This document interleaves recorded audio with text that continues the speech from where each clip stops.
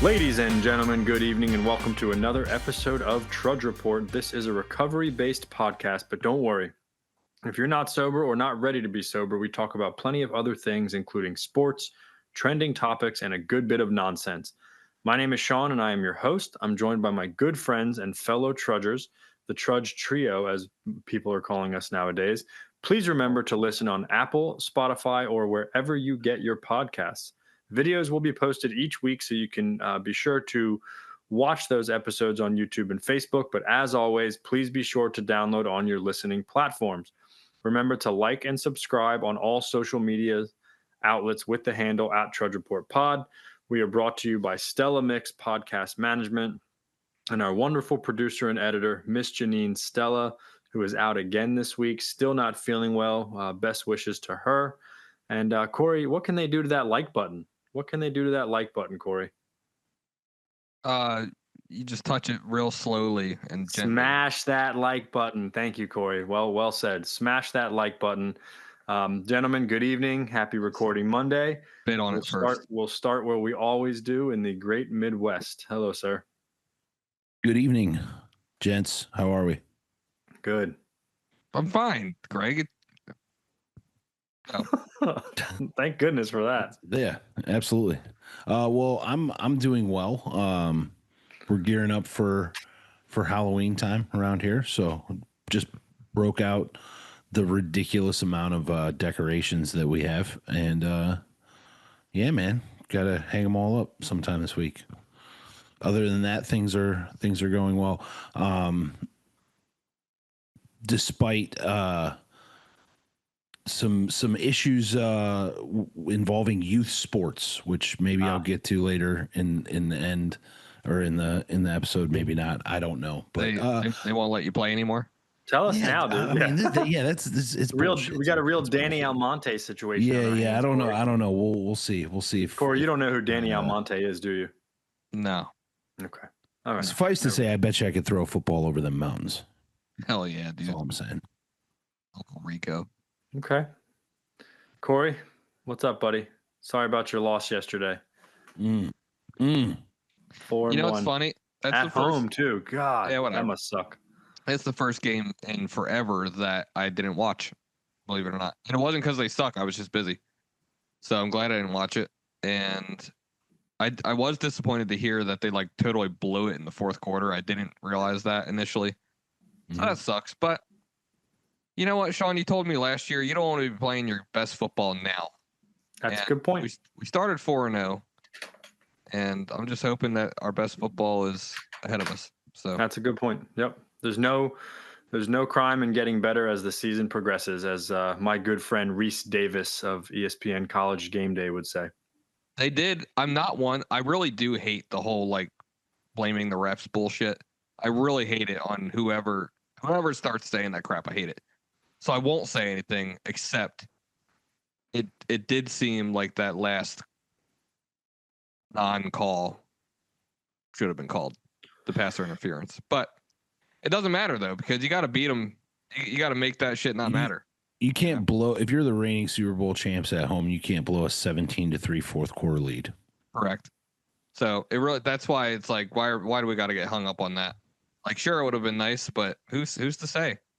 Honestly, it was fingertips away anyway with that semi Hail Mary, you know? So yeah, they were both, Smith and Adam, they were both like right there with each other. Like they should have probably just spaced themselves out a little bit, you know? Yeah, I mean, yeah, I don't even know football, dude. I really don't. I just get more points than the other team for me. That's what I know, Sean. So here's a fun football fact. And the two of you should count yourselves lucky amongst your teams, because December 2nd of 2024 was the last time the Cleveland Browns scored more than 20 points in a football game. So there's that. And yet, like, probably not, but that division is still wide open for any team at this moment. True. And not to stray too far into football here, but what are the Cincinnati Bengals doing? If you're the Cincinnati Bengals, do you go out and trade for Jameis Winston? You got to I get would- somebody better than Jake Browning. Dude, Got to get somebody. You just paid all these guys a boatload of money. What are you doing? Like, you got to get somebody that can throw the football, dude. Yeah. I digress. No, I get it. Hey, here's a football trivia, and then we'll move on. But this isn't even really football. Do you know what it's called when a player scores a touchdown, and then that same player makes the 2-point conversion? No. It's called an octopus.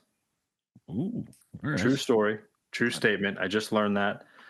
Shout out to Vinny. Vinny just taught me that. 6 points plus 2 points is 8 points. How many legs does an octopus have, Corey? I see. I don't believe any of this. I'm dead serious. I am dead serious. I'm not. Look it up. I would call it that sucker's got balls of steel is what I'd call it. Well, that might be too, but look it up. It's called an octopus. So, Do you know? Okay.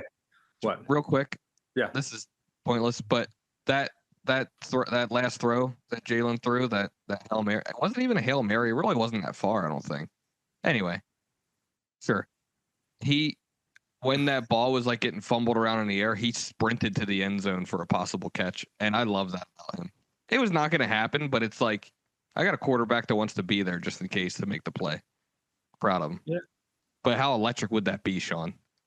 If he threw a fucking pass and caught it, good God. It would be absolutely electric. You're absolutely right. They would put him in the Hall of Fame today. They might. You're absolutely right. They round of applause for mediocrity. All right, I'm boring. Also, your Phillies just lost, so congratulations. Down 2-0. Baseball sucks anyway, dude. Let me change the channel. No, it's not, dude. That I'll tell you what, man. The big dumper and that Mariners Detroit. See, that was what a great game last night. What extra innings the other night. What is this? I'm a fan of big dumpers. What is this big dumper you're referring to? That's called. His name is Cal Raleigh, Corey. He is a switch hitting catcher who hit 60+ home runs, which is like unheard of. He's that guy. And he's a Gold Glove winning catcher. And they call him the big dumper because he's got a dumpy frame, but the man can swing a baseball bat. That's for sure. And a great name for baseball too, like Cal Raleigh. Like what a perfect name for baseball, you know. And as much as it pains me to say it, Josh Naylor's playing some great ball out there too. Yeah. Yes, he is. Yeah, the Mariners are legit, man. Yeah, they're legit. Rodriguez, Polanco. I mean, they're good. So, okay, tonight, boys and girls, we are going to continue with some spooky season stuff. But on the front end of this podcast, we are going to have another breakdown and historical reference of the classic prayer, the Prayer of St. Francis, and also known as a prayer for peace. We're going to break it down. I'm going to put it here on the screen in a minute. And I also, guys, I brought a little history of the prayer, and how it ties into some recovery literature and stuff like that, or how it's kind of been adopted into some of the rooms of recovery and just the correlation there. So I'm going to pull it up right now, share my screen, and I'll read it, and then we will, let's see.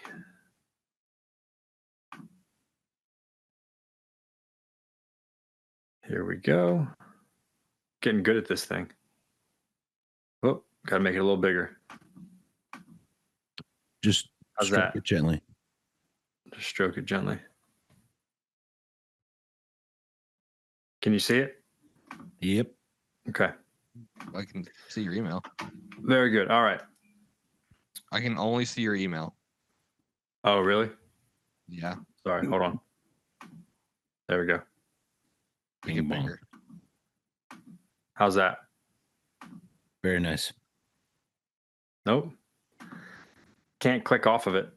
All right, Janine, edit all the shit out. I was just about to say I'm starting to get the hang of this thing. But all right. A simple prayer, a prayer for peace. Lord, make me an instrument of your peace. Where there is hatred, let me sow love. Where there is injury, pardon. Where there is discord, harmony. Where there is doubt, faith. Where there is despair, hope. Where there is darkness, light. Where there is sadness, joy. O divine master, grant that I may not so much seek to be consoled as to console, to be understood as to understand, to be loved as to love, For it is in giving that we receive, it is in pardoning that we are pardoned, and it is in dying that we are born to eternal life. Amen. Mm. And if you'll allow me, I have a quick couple little historical things on it. I'm going to leave it up for a minute. So it has its origination in not directly from St. Francis of Assisi, but first appeared in the country of France in 1912 in a small spiritual magazine called, I'm probably going to mispronounce this, so all of the French people that listen to this podcast don't come after me in the mentions, but La Clochette, Clochette. La Clochette. La Clochette. The prayer was initially published anonymously, and it was originally titled A Beautiful Prayer to Say During Mass, which is kind of a long title and doesn't really roll off the tongue, but that's what it was originally known as. Huh? That title sucks. It does. Yeah. It gained wider recognition during World War I when Pope Benedict XV promoted it for peace, and later during World War II when Francis Cardinal Spellman, hence the Francis correlation, of New York, distributed it widely. It then became associated with St. Francis of Assisi because of its message of peace and love reflected his spirit and the Franciscan ideals, the Franciscan order of Catholicism, Franciscan monks. Franciscan Brotherhood is like a sect of Catholicism. Let's see. So that's the historical reference of it. And then what I thought was pretty cool, the St. Francis prayer is connected to different recovery rooms, most notably different 12-step recovery programs, but just recovery in general. It's commonly used as a prayer, like a prayer and meditation prayer, specifically for meditation, to cultivate a selfless spirit and promote peace, love, and understanding. And then it goes on, it gives a little bit more of the history, but it says it focuses on transforming negativity into positivity, such as turning hatred into love, despair into hope, et cetera, et cetera. And it says that it resonates with most goals of recovery programs, guiding the recovery members toward a more spiritual and selfless way of living. So that's a quick little history of it. And let's go, Greg, first. Give me some initial thoughts on it. What do you like? What do you don't like? What did it mean to you? When did you first hear it, et cetera, et cetera?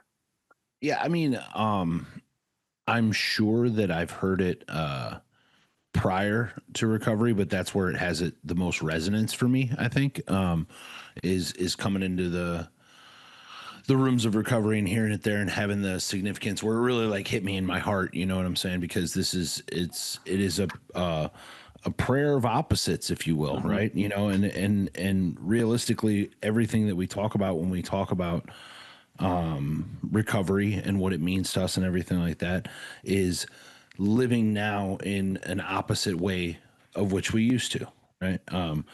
And so that's where it hits me. A couple things that I always like. I'm not the most versed Bible quoter out there. However, I always think back. We have an excellent book that the three of us have read, and we've done a couple book studies on that breaks down the book of Matthew in the Bible, and I do love this passage from there. And in relation to this, I think it ties right into it, but it's blessed are the peacemakers, for they shall be called sons of God. Blessed are those who are persecuted for righteousness' sake, for theirs is the kingdom of heaven. Right. And it's a good reminder, right? It's a good reminder, to do your best to sow peace on a daily basis and how we can all live, together the best we can. It is, you could take every line by line and break the thing down. I do think, again, where it resonates, the most with me is where there is darkness, let there be light. Right. And if we're thinking about that in terms of what recovery means to us, We could get real deep with it and talk about like Carl Jung and how he referred to the shadow as like like a powerful part of all of our psyches, and it has all of the qualities that we deny ourselves and whatnot. But from our addiction, we're kind of called to like shed light on that darkness and not forget that it was there, right? And we came to accept the darkness of our lives and then move through it towards the light. We see the kind of the rigidness that we denied and offer ourselves like a degree of self-discipline that we've lacked in times, right? So kind of hidden within that darkness that is talking about of addiction, I guess, is the light of sobriety. But we've got to pass through all that, and we realize that coming out of it on the other side, our darkness is really our most powerful teaching tool and learning tool, as it stands today, right? So those are just a couple things that jump out to me right away that I do love about it. But it's a great guide for living and an excellent daily prayer, if you ask me. Yep. Thank you, Greg. Corey, what do you have on this? What's your thoughts on this prayer? It's a good prayer, Sean. I'm glad. Yeah. Number one, I have a certain sentiment to it because Gabby and I had you read it at our wedding, and Right. that was, I accomplished a couple different things by having that happen. One was I wanted to include you in the ceremony. Just I preferred you had like levitated over to the mic, but you didn't, so whatever. But I wanted you to read something, and I also wanted to incorporate, just the recovery community into our wedding, because we wouldn't have been standing there without the path that we followed to get sober and all the people that helped us. So, credit everything to God and those that came before us getting sober. So, Yeah. that being said, I agree with everything that Greg said. It's a prayer that like you already said, like it makes a lot of sense in the recovery realm, right? Because we're taught along the way that everything kind of begins with us. You know what I mean? Like when bad shit's happening in my life, I can probably, if I have to actually write it down, I can write it down, but I can usually see where I set the ball rolling, right? I can usually see where like I stepped on my fellow's toes before they retaliated, right? And so on and so on. Like it all begins with us. So I think this prayer is no different than that, right? And it kind of sets the ideal of what we should be like. It's hard though. Like, I mean, it's probably one of the most challenging things. It probably shouldn't have to be challenging, but I tend to struggle with it at times. To like actually consciously remember that I should be keeping this stuff in mind. That I should be seeking to understand rather than to be understood. Right. Right. Mm. I need to be doing that within the four walls of my household constantly. And I mean everything it says, seek to console rather than to be consoled.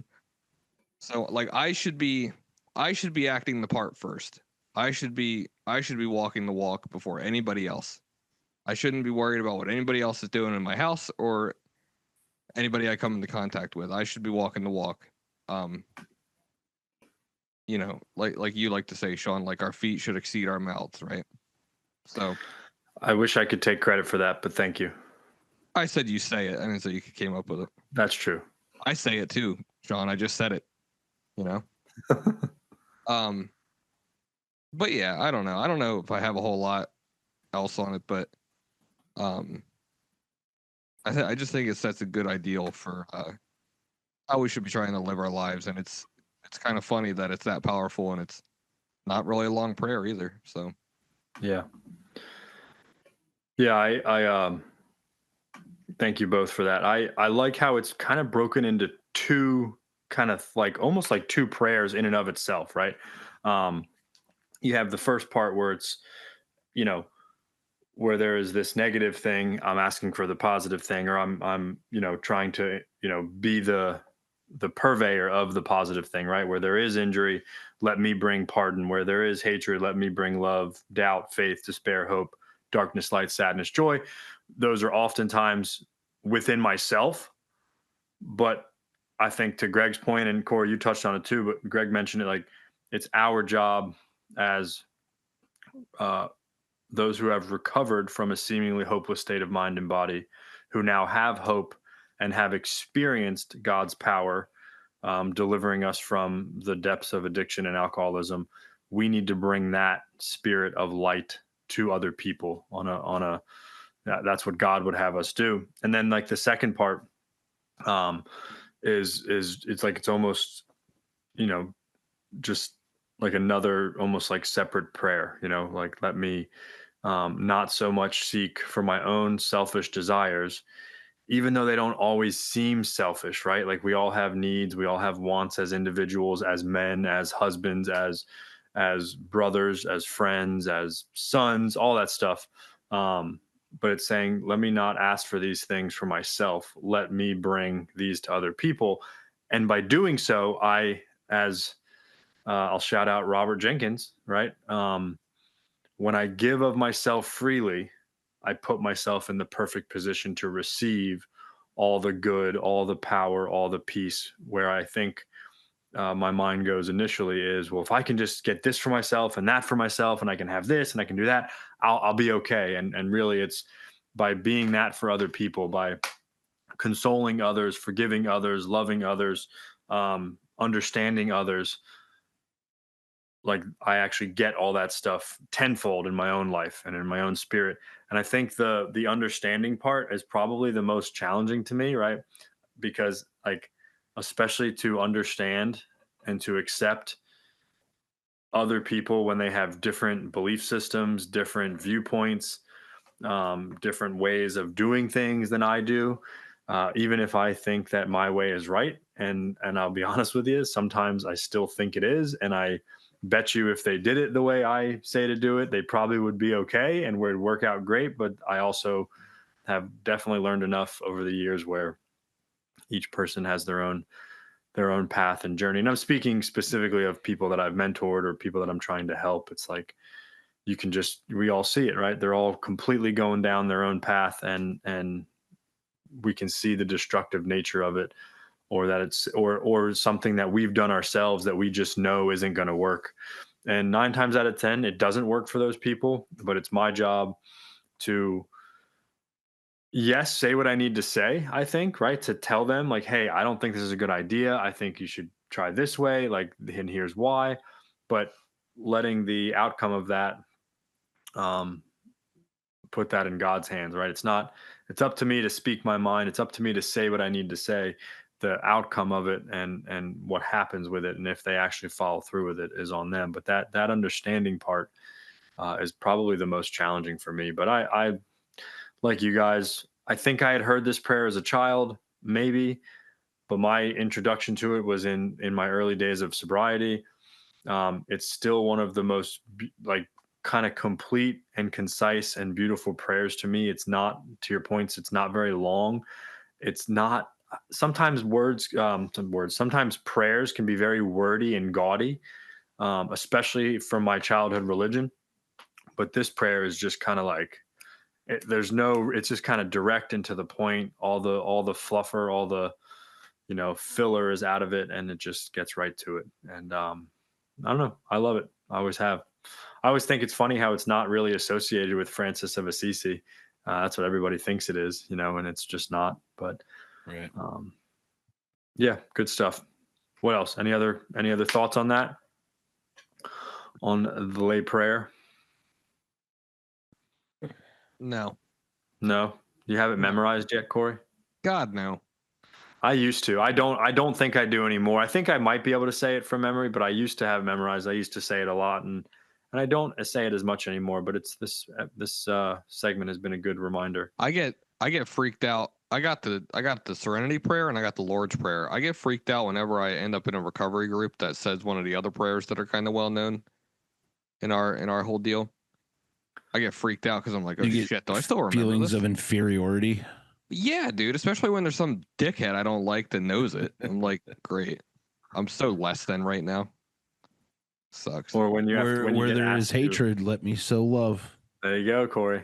Yeah, I already Perfect forgot. opportunity. One thing I Yeah, will I already say, forgot. and we'll bring it full circle here real quick, is that today I did not specifically use this prayer, but when Sean sent it through our group chat, it was certainly hitting with exactly what I had going on in my day today.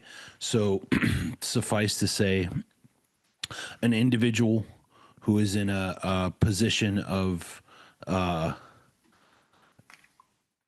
mentoring the youth of our community in a sport as being very very unfair to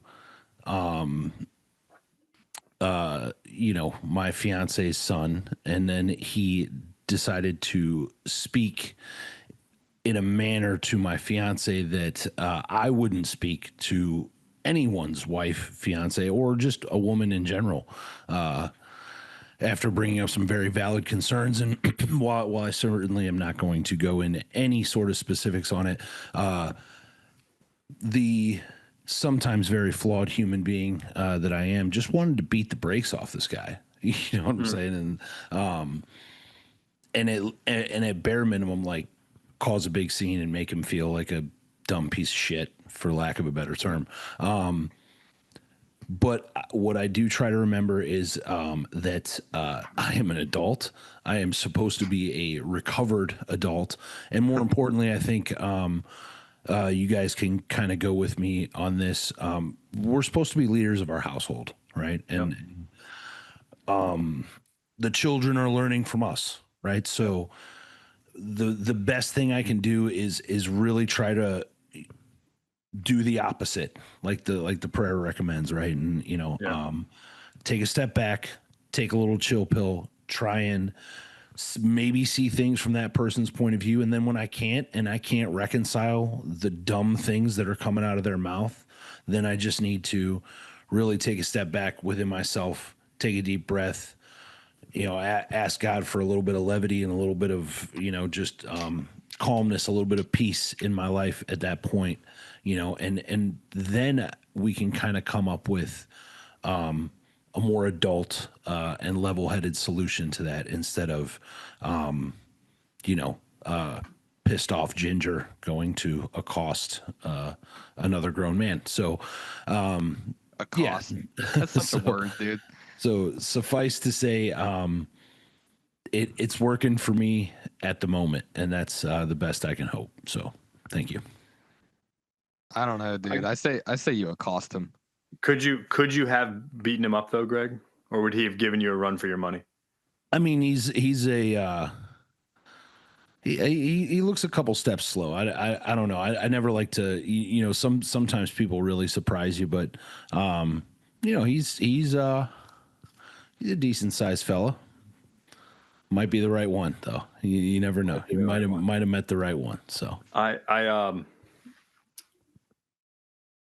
what you said about like the leaders of our household, Butch taught me that years ago.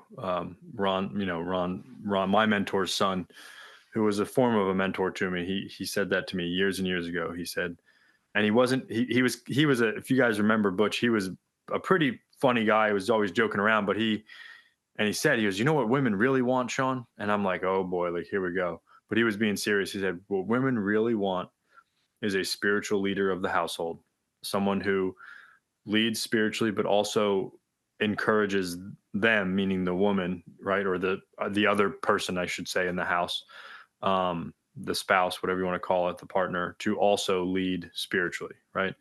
And that stuck with me. It was one of those things like that stuck with me. But to your point, and about the kids, like I think if we're talking about like understand, let me seek to understand rather than be understood. I think that applies so much to the children, my kids, and how am very quick to just be like, no, Sophia, no, Grace, you're wrong. Stop, like, go play, or something where like, and Grace will do this thing. She'll be like, no, Daddy, I'm trying to tell it. Like, and I sometimes won't give her the time of day to explain herself. And granted, 75% of the time, it doesn't really make sense. But like, there is, like tonight, for instance, I found makeup, like legitimate makeup in Grace's book bag today. And like, they have play makeup and they have some real makeup like from their babysitter, which is fine. They want to play around sometimes, but they know they have to ask permission, and they definitely can't take it to school. And I like ripped into her real quick, and I ripped into her, and she was trying to explain to me that she didn't know it was in there, and I did not believe her at all. And Sophia, my oldest, had to come around and be like, no, Dad, like, listen to me. And she like looked at me like that, and I was like, okay, I'm listening. And apparently Ripped you up they by had your gotten collar. it. Huh? Did she like rip you up by your collar? Kinda. Like, she gave me the look, Dad? dude. Like, she gave me the look like that my wife gives. And but apparently, like, I was wrong. Now they could both be lying to me, but I don't think so. I guess Grace has this little pencil case where I found the makeup, and she had taken it one day to the babysitter because she took like her markers and pencils to color and stuff. And her babysitter gave her the makeup, and she put it in the pencil case. And then when she got home that day, she just put the pencil case back in her book bag, not realizing that the makeup was in there and stuff. So it's one of those things, like, small thing, but something that is an everyday thing where I am quick to be like, nope, I'm the father, you're the child, you're wrong, I'm right, when I just need to give them a voice and let them explain themselves. And then I can still, reprimand them if I need to. Dude, that's hard. That's hard for me too. Like, Yeah. to no surprise, I'm sure every parent deals with the balance of that, because I also, it's not even so much that like you're saying, like, I do the same thing where it's like, no, I'm trying to tell you, and I'm like, nope, go do what I told you to do. Yep. And it's not even so much that like what's about to come out of their mouth is probably like ridiculous and doesn't amount to actually anything, but like, that's not the problem. The problem within me is like, you just said it at the end, like, I'm the adult. It doesn't even matter if what you say is relevant. You need to do what I told you to do first, Right. and then we can have a conversation. And that's probably not the right way to be. I've tried to be like, I mean, kind of like the prayer, like, I've tried to be more understanding recently, but I slip into these ruts of just being like, nope, I'm Dad, and I said this, and that's it. And Yep. and I suck, Sean. This is what I'm saying, Sean. This is what I'm saying. Well, I will say that I guess I am blessed to be like stepdad in that regard, because where he will give his mom all kinds of runs for her money. If I come in, she could ask him 3 times to do something, whatever it is, and I'll be in the other room or something like that, and it's okay, yeah, okay, whatever, in a second, sure, and then I come in, I'm like, yo, your mom asked you to do something, it's boom, and he just goes and does it. You know what I'm saying? So it's like, Yeah, well, old stepdaddy GP comes in. we don't play that around here. Drops the now. hammer. Greg, you just wait though, dude, because I grew up enough and I beat the piss out of my last stepdad. So Hey, man, he's gonna be a big boy. I have a feeling. So we'll see. if I ever meet him, I'm gonna show him how to throw a punch and be like, so Like you I gotta said hit Greg earlier, right. like I said earlier, you might have found the right one. That's all I'm saying. There you go. No, that's good. That's good. Very good. All right, boys, let's transition into some spooky stuff. We're gonna have a little fun with this tonight. We had this idea a couple weeks ago. So if you haven't already watched the Chris McKinnell episodes, please go back and watch them. They came out. Episodes 81 and 82. There you go. Episodes 81 and 82. They came out towards the beginning and middle-ish of September. Excellent guest. Wonderful guest. He was, Corey, real quick, for anyone who did not listen to those, just quick 20 seconds on Chris McKinnell, who he was and why we had him on the podcast. I wasn't here those episodes. I'm just kidding. That was Patricia. Yeah. Chris McKinnell, he's the grandson of the world-renowned paranormal investigators Ed and Lorraine Warren. Who, if that doesn't ring a bell, they were the paranormal investigators that basically the Conjuring series was based on some of their cases, Yep. with some exaggerations and some not. And yeah, he kind of carries on their legacy with the Warren Legacy Foundation and does. Nice, Greg. Oh shit, dude! For anyone not watching, Greg just changed his background to. I assume that's their mansion. The Ed and the. That is just a It random. might be. Yeah, it is tonight. So yeah, I mean that's who Chris McKinnell is. So that being said, and he is a paranormal investigator. He's into the supernatural. He has some just wild stories and experiences of his. So please go back and listen to those episodes. But we thought it might be fun, kind of a spin-off of that, and maybe even somewhat of a recap of those episodes. How far does our own personal, the three of us, and we ask the listeners and the audience the same question, how far does our personal belief go when it comes to paranormal stuff and supernatural stuff? So I'll start it off. We'll go reverse order. I'll go, and then we'll go Corey, and then Greg, you can finish this up. I'll be honest, I was very skeptical of Chris. I was just skeptical. Even before I had met him virtually, I was skeptical. I thought maybe he was just kind of like riding the coattails of his grandparents, and he was just, I don't know, not a fraud, but I just didn't know what to expect. But I was very skeptical.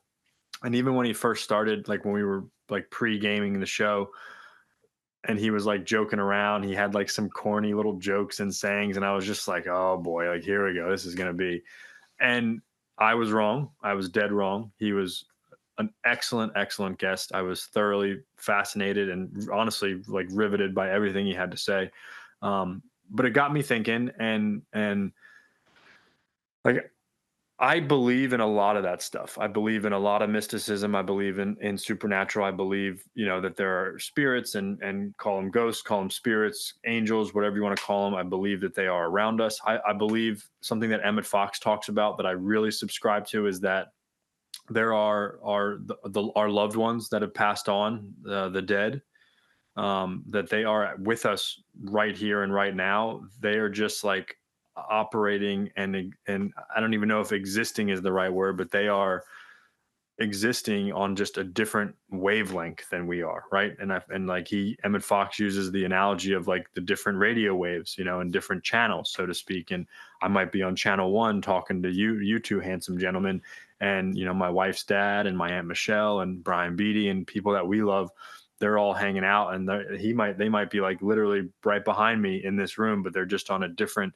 radio length, different wavelength. But that all of our kind of channels, they intercept and they cross all the time. So I really subscribe to that. I like that idea.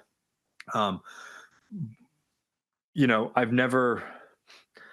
don't think, and I know, Greg, you've shared about some of this stuff before last year during spooky season. I'm sure you'll bring it back up. I don't know if I've ever really personally experienced anything really strange or weird. I've had feelings, don't get me wrong, like absolute feelings, some really cool coincidences. The only thing I can think of was, guys, bear with me, this is a very true story. At our old house on Kensington that you both had been to, if you remember, my bedroom, and like we had a big closet that ran almost the entire length of the wall, like on this, in front of our bed essentially. And it was mostly open. The doors were always open. They had the doors that you open and close and stuff like that. And I was dreaming one night. I had one of those like 6-foot mirrors that you get at Walmart that you could put on the back of a door, but it was just like loose, and it was up in the closet, long ways laying down on the top shelf. And it had been there for months, maybe years. And I had a dream, and there was a lot of other stuff in the dream, but in the dream, that mirror fell out of the closet and broke. And I'm not kidding you. That part of the dream woke me up. And as soon as I woke up and I was really awake, that mirror fell out of the closet and broke. Like, and I'm not, my wife always says like, "Oh, you were just dreaming it or whatever." I was like, "No, no, no. I dreamt it. I remember waking up. I was fully awake because obviously I got up to like clean it up after it broke. And then I woke up and the damn thing, it was like, I don't know what it means. I'm not sure. But it was one of the strangest things that have ever happened. So I say all I don't that. want to be. I don't want to be friends anymore. Well, Sean. that's fine. We were never really friends anyways, Corey. Damn. I'm just kidding. I'm totally kidding. Fucking Um, God.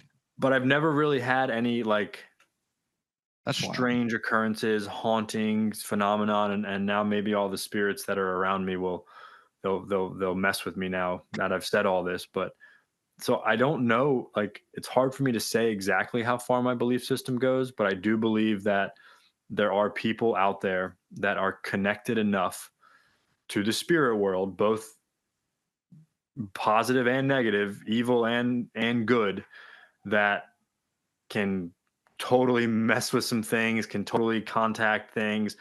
I'm skeptical of people that claim to be mediums and you know psychics and all that stuff, especially if you have a little storefront on the corner of you know Federal Highway and a neon light saying that you're a psychic. And I'm definitely skeptical of all of those people. And I'm not even saying that they're all that they're all like fake. I'm just very skeptical of it all. So I'll stop there for the moment. Corey, go ahead. First off, I agree about what you just said about being skeptical of like the psychics. That it's just like, again, like I have no doubt that some people do have that gift, but like I don't know. I've worked with people and they're just like randomly like, yeah, I can see things. It's like go fuck yourself, okay? You can see. Get back to your work. Um, excuse my language. I need to knock it off. Anyway, you know, so all right, as far as this goes, and I didn't share this last year because I don't even know how much I believe myself, honestly. But after one of our episodes last year, my sister texted me. Shout out to my sister. She listens to this pretty The much. better half. Yeah, she listens to this as soon as it comes out. Um, she always listens to our pod, but she texted me after one of our episodes last year and said Steve's old house was haunted, which was a house that we all lived in at one point. Weird stuff would happen there. In fact, you saw Uncle Harry, and Uncle Harry was my dad's brother who passed away when I was like 2.5 years old. And both my sister and my mother claimed that I used to like talk to Uncle Harry. And I don't know if I remember it or like secondhand remember it. You know what I mean? Like when you're like told something or you like learn about something and it becomes you know what I mean by what I'm saying? Like Yeah. You remember possibly You've being been told enough times that this happened to you, so you start believing it happened. Yeah. Yeah, kind of like so I'm not sure what I remember. However, I do know that that's been discussed over the years of my life. And I definitely don't remember it vividly at all. But they claim that happened. Now, I'm not, and I believe no reason not to believe my sister or my mother in saying this. But like the skeptical side of me too goes, well, I was fucking 3. You know what I mean? Like dude, the shit that comes out of Noah's mouth, he's 4. Yeah. I'm like, I don't know. But that aside, like I do remember a lot of people that were at that house said that weird stuff would happen there, and I don't have the specifics. There's one thing that I do remember. And again, it's like the same thing. Like it's been so long that I don't even know if it's actually real or if it was a dream. But I do remember in my house in Pedricktown, New Jersey, it was dark and I like ran outside real quick. I think like looking for my mom to see if she was like we had a big farm. There was a barn and whatever. And I can kind of remember going outside and immediately seeing like a transparent type figure seemingly walk across the lawn. And then I ran the fuck back inside because it freaked me out. Again, what? I think translucent is the word you're looking for, no? I don't know words. So But again, it's like, was that a dream? I don't know. So I don't know. All that being said, that's as close as I can get with like personal experiences with the paranormal, if they even were. I don't know. However, actually, I got one more for you, but it's not really like paranormal, but it leads into why this stuff might be true. Our guest Chris a few weeks ago, I don't know if he said it on our podcast or if I heard another interview, but he was talking about like people visiting us, right? Like loved ones visiting us, like you were saying, Sean. Like Emmett Fox talks about them like just being on a different plane, and that being the case, like, you know, some would believe that these planes bleed into each other at times, right? Mm-hmm. Right. So I will say that sorry, this is what Chris said. Chris had mentioned, if you have a dream, like a very vivid dream of someone that's passed, and you remember it for a period of time, like if it's one of those dreams that you just remember, because we forget like what 99% of the dreams we have, we don't, like, literally forget they ever happened almost immediately upon waking up. Yeah. I think it's like 10,000 dreams, something like, we got to look up that stat. I got to look that up tonight. Anyway, but he said if you have a dream and vividly remember that somebody like visited you in this dream, it may have actually been probably was a like real visitation, right? And it only happened to me one time, and I still remember it very vividly, which is why I'm inclined to believe him when he said that. Like when he said that, this dream immediately popped in my. Meaning, hold on, just to backtrack. Meaning, they visit you in your dream, but like it is really a visit from them. If you like actually remember it vividly for, you know, forever. If you remember it going forward. Yeah. I was in my third treatment center and in California, and I remember I was like just scratching the surface of spirituality, right? And like questioning like God, right? As an 18-year-old kid that's again been in 2 treatment centers beforehand, and just like starting to ask the questions that would eventually kind of lead me into spiritual way of life. Not yet. I had some more crack to smoke, but I started scratching the surface anyway. And I remember like even talking to my mom about it, and I just like asked the question to myself and to my mom and maybe another person. I was like, man, I wonder if it's like appropriate to pray to like people that died. You know what I mean? Like your loved ones, like, is it appropriate to like pray to them and communicate with them? Or is it kind of like blasphemy, or, you know, I didn't know. I don't know. It was just the way I was feeling at the time. And I was like asking that question and just, you know, thinking about it. And like shortly there, I can't remember. I don't know if it was that night or soon thereafter, I had a dream where my buddy Ed Folker, who passed away just before I went to that treatment center, clear as day, was standing in my kitchen, and we were talking. And the one thing that stuck with me, which I still can remember it very vividly, was he just said, "Pray to God, pray to God, pray for us, but pray to God." Like, it's not about praying to me; it's about praying to God. And I woke up. I remember I wrote about it in my journal, which maybe that's why I remember it. Who knows? But I can vividly remember like where he was standing in my kitchen and all that stuff. So that changed, I think. I mean, that didn't get me sober. That didn't like do anything. That wasn't a white light thing for me, but it was, I mean, it was significant enough that you remember it. It may have cracked the door for me as far as God goes, you know, because then it was a short 8-9 months later that I got sober for good. So anyway, those are the stories. I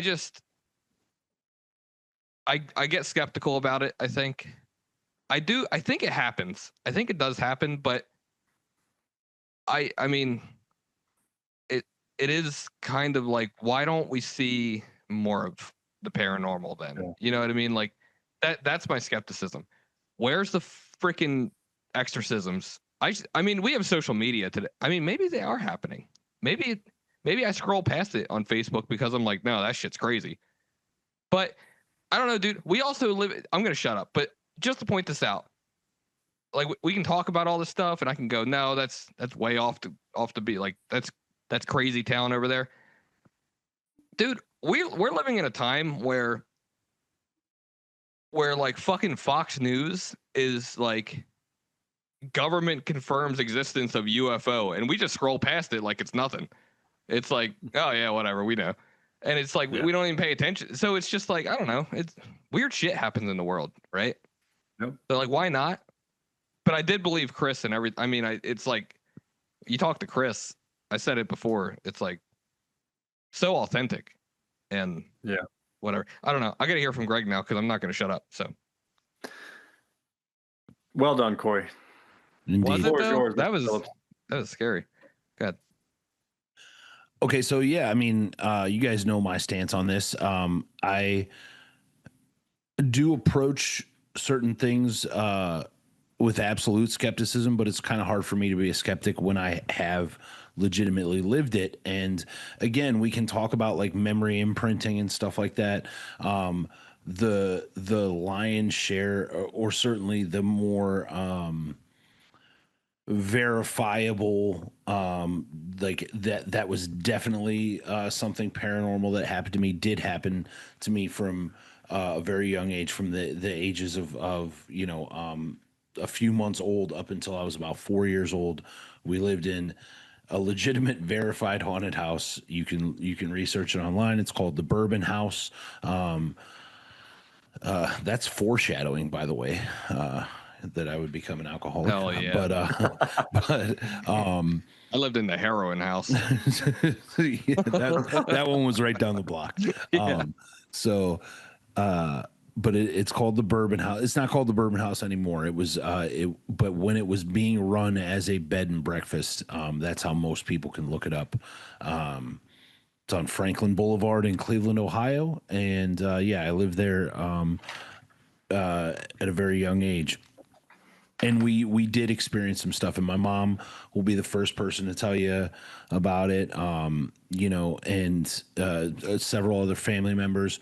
We have since gone back once when I was a teenager, and in a very like roundabout way, like nothing. My mom didn't come right out and say anything.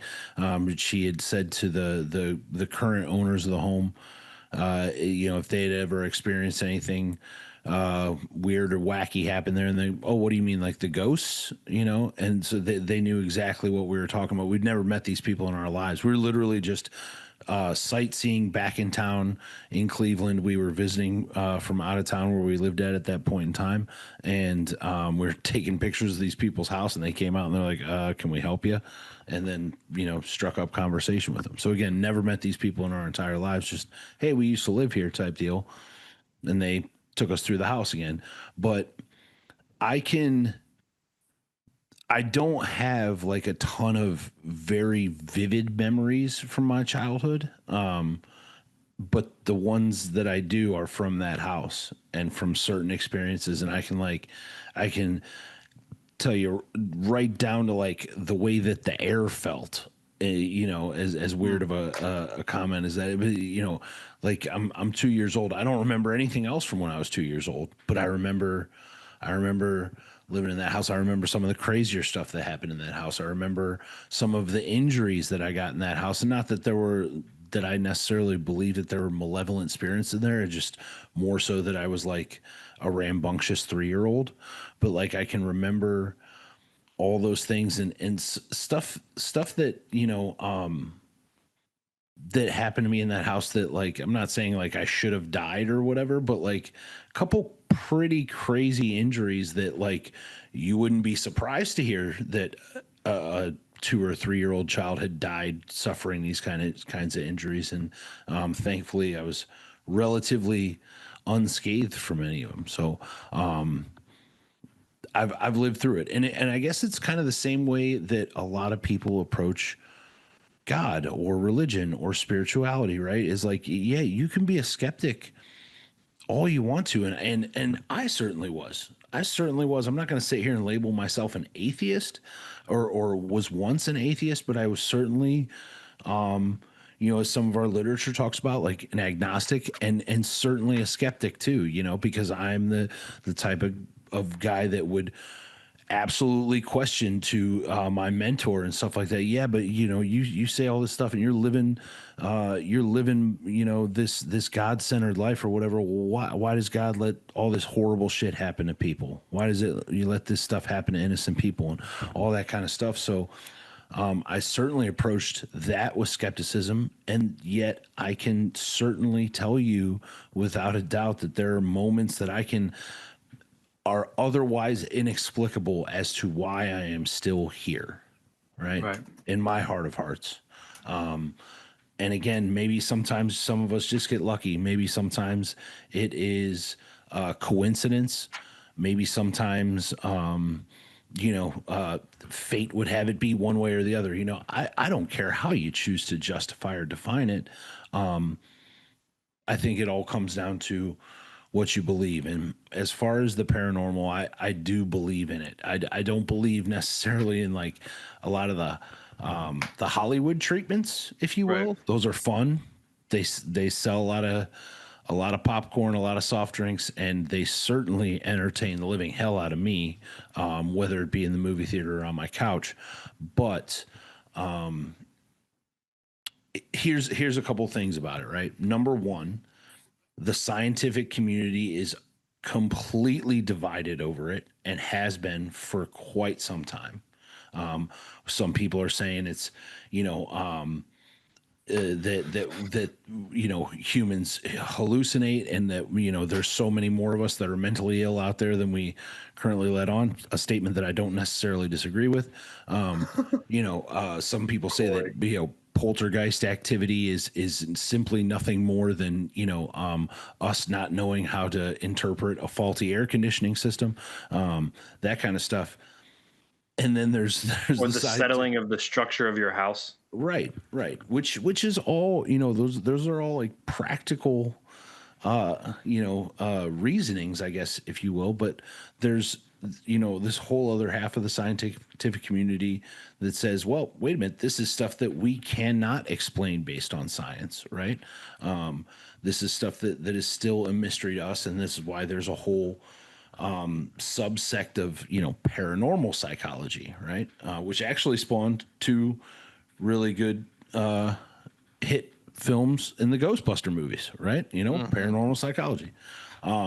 Again, the more Hollywood version. But the other thing too is when we're talking about science, and yeah, some people might call this a stretch, but like Einstein had the theory of relativity, which postulates the existence of an infinite number of alternate realities. All right. Right.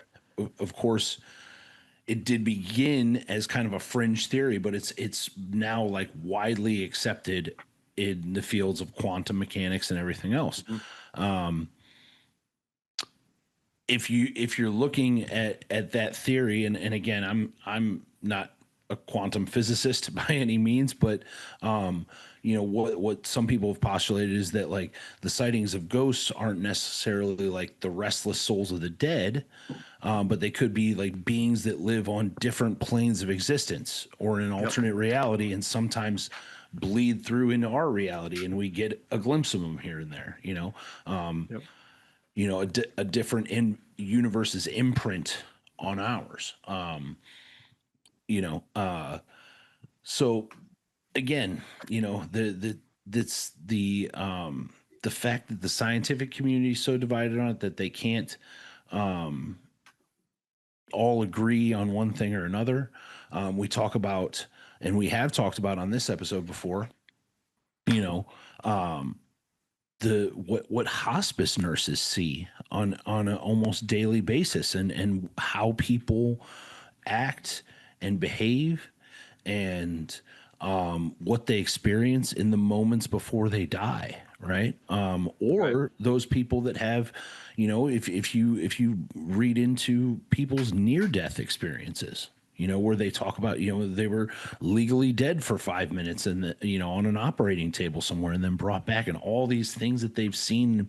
One of the more recent ones is if you watch the interview, and you could tell he 100% believes it. This is no bullshit on his part, but Jeremy Renner, when he got trapped underneath That's right. that Yeah. snow cattle, he talks about, like, he's seen it. He's like, I've seen the veil between the two worlds.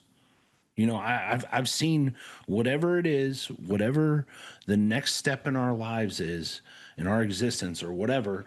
I've seen it, and it's beautiful and it's perfect and everything like that. And it's like, and you can tell this man 100% believes what he is saying. It's not an act. I understand that he is an actor, but I at least interpret that as genuine. So what I'm really trying to get at is, if we don't have the evidence to fully debunk everything, certainly we can look at certain pictures and be like, oh, well, those orbs are this, or whatever. There's certain pictures that are really wild, and if we look back at certainly pictures from when we were all children or beforehand, some stuff that wasn't able to be doctored the way it is today, kind of freaky and cool. And I will leave you with this. Again, most of my paranormal experiences and everything like that happened when I was a child. But I'll say I have been to Mansfield Reformatory, aka the Shawshank Redemption Prison, twice. Right, once I went for their actual, like, legit haunted house that they do, which is phenomenal, by the way. And then once I went and stayed the night there, and we did like the overnight, like, ghost tour type deal. And while Where is it? Mansfield Reformatory. It's in Mansfield, Ohio. Ohio, right? Yeah, Mansfield, Ohio. I it's didn't like know that an that was there. hour and a half south of here. Oh, well, good job never taking me to it. That's cool. And it's where they filmed Shawshank Redemption and That's- a handful of other movies too. But it's a decommissioned old federal prison. It is, countless people died there by the electric chair. Old Sparky down in the basement.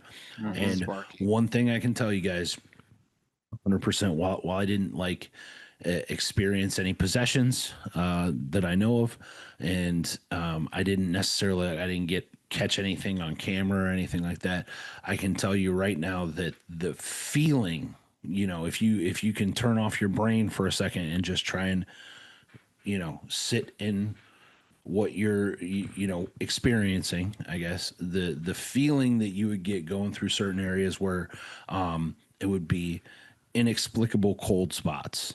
You get down into the basement down there where all the isolation cells and the electric chair are at, and the weight that you can feel on your chest, and it's a very weird place.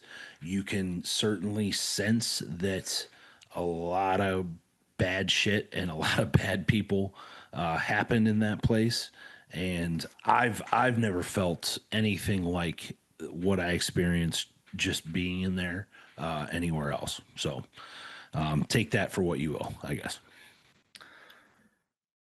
Greg, always a wonderful listen to you go on that. I remember it from last year, and it's very fascinating. Good stuff, guys. So we're gonna have that's it for tonight. We are gonna have 3 more spooky episodes where each of us, kind of like we did last year, each of us are gonna take some kind of topic, whatever spooky topic we want, paranormal, supernatural, murder mystery, whatever it is, true crime. We're all gonna take one. So look forward to that over the next 3 weeks. I'm going to take next week, and then we'll figure out which one of the boys want to take week 2 and 3. But it is definitely going to be an interesting next few episodes. I want to thank everybody. Thank you guys for everything tonight, for your contributions. Shout out to our listeners. Please like, follow, and share on all socials at Trudge Report Pod. Email us, trudgereportpod@yahoo.com. Send in your spooky stories. Send in your encounters with evil spirits, supernatural, paranormal, your belief systems, anything on this topic that you think would be a good conversation starter. We will potentially have it as a segment on the pod. At the very least, give you a shout out for it. Hell, if we like you enough, maybe even have you come on as a little quick hitter segment as a guest. Send in your mailbag request. Huh? You got to pay though.